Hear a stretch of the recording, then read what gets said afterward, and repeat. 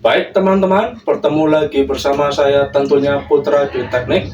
Kali ini saya akan membahas sebuah video ya tentang kulkas satu pintu dengan permasalahan ini pipa balik yang menuju ke mesin atau kompresor ini mengalami pengemblokan ya, atau pipa balik yang menuju mesin atau kompresornya ini pipanya diselimuti oleh bunga es ya teman-teman ya.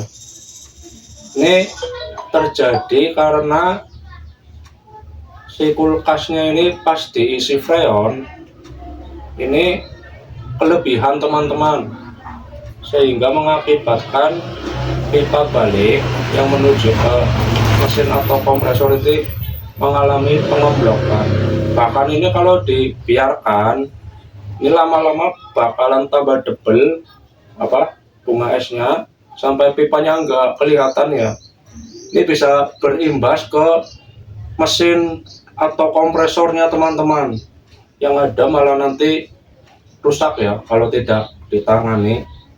Nah, ini di kasus video kali ini ternyata si kulkasnya sudah tersegel di pipa pengisian freonnya, yang artinya apakah ini bisa dinormalkan lagi pipa pengisian freonnya, karena kan pipa yang buat ngisi sudah dipotong dan disegel. Otomatis ini yang namanya manifold sudah bisa maksud saya sudah tidak bisa mengontrol tekanan yang ada di dalam unit kulkasnya teman-teman. Ini kan udah dipotong pipa yang buat ngisi, berarti ini kalau kita konekin juga udah nggak bisa buat ngatur tekanannya ya, karena sudah dipotong dan disegel. Nah, di video kali ini saya akan membahas caranya supaya tekanan freon yang ada dalam unit kulkasnya ini kembali normal ya. Ini sedikit agak tricky dan harus menggunakan feeling. Kenapa saya bilang seperti itu?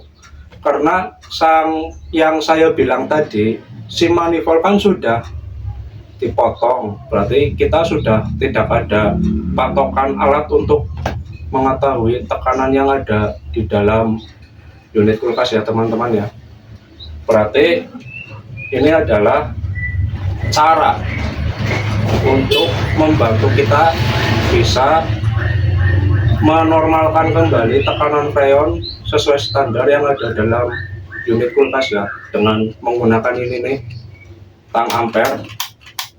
Oke, ini harus saya tekankan lagi ya, ini harus menggunakan feeling, karena kalau tidak menggunakan feeling, yang ada ini si freon yang ada dalam kulkas bakalan habis, yang ada malah kulkas tidak dingin ya.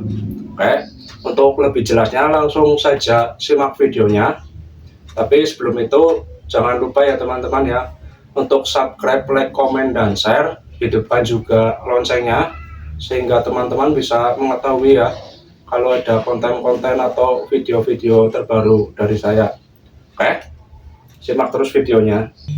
Kali ini saya akan memperlihatkan ya cara untuk mengatasi sebuah kulkas ya yang mengalami kelebihan freon ya. Ini ya, nih bisa dilihat pipa kembalinya terjadi pengemblokan es. Oke, ini karena terjadi pengisian freon yang berlebih ya. Bagaimana cara mengatasinya? Simak videonya terus sampai habis ya teman-teman. Tindakannya seperti ini ya teman-teman ya, untuk penanganan kulkas yang kelebihan freon. Oke, kita cari dulu ini pipa yang untuk mengisi freonnya ini. Oke, udah ketemu, lalu kita potong ya teman-teman ya.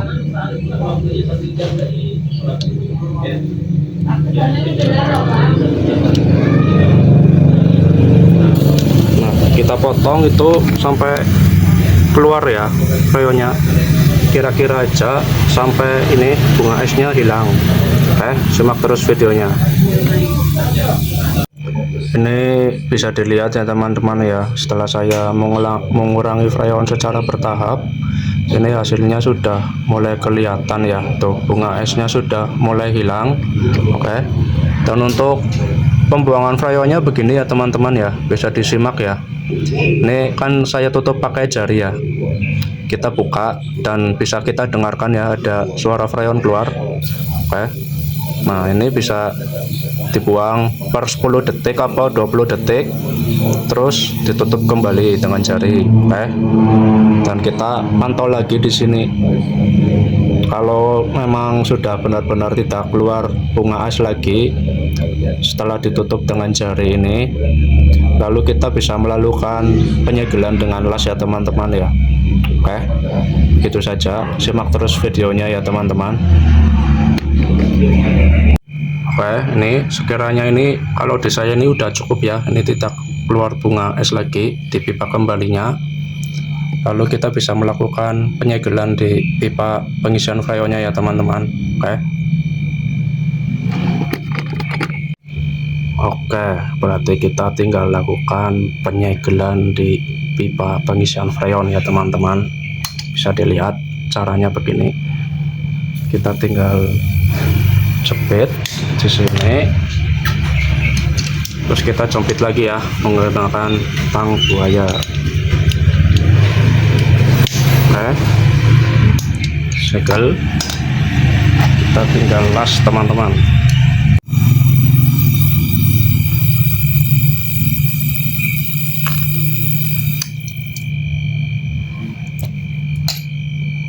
Oke, sudah dilas, dan ini hasil penyegelannya ya teman-teman. Ini oke, begitu saja, semoga bermanfaat dan terus ikuti dan simak video-video selanjutnya dari saya. Oke.